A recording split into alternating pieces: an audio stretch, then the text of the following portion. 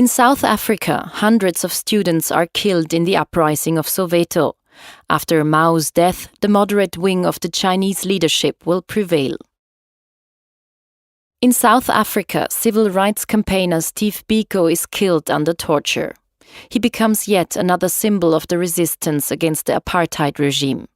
In the CSSR, renowned intellectuals sign Charter 77.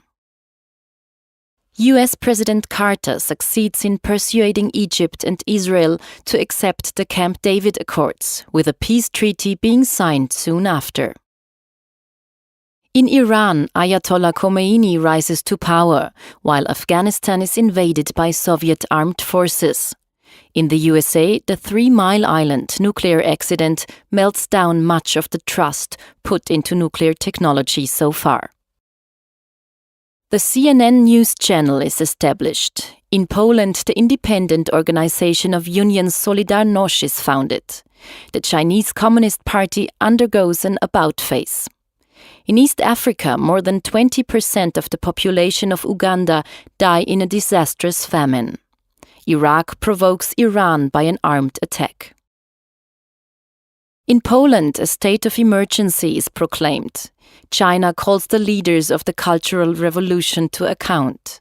Iran releases 52 US hostages after 444 days of captivity. Microsoft launches its Windows system. Poland forbids Solidarność. Its head, Lech Walesa, is taken into temporary custody. In the Soviet Union, Yuri Andropov, a supporter of Gorbachev, is appointed Secretary General of the Soviet Communist Party. Argentina triggers the Falkland War, and the Sony Corporation puts the camcorder on the market. US President Reagan announces the Strategic Defense Initiative, by which the balance of nuclear deterrence will be moved in favor of the USA. For the first time, crack is sold openly in American streets. Argentina takes the first steps to return to democracy. The HIV is simultaneously discovered in the USA and in Europe.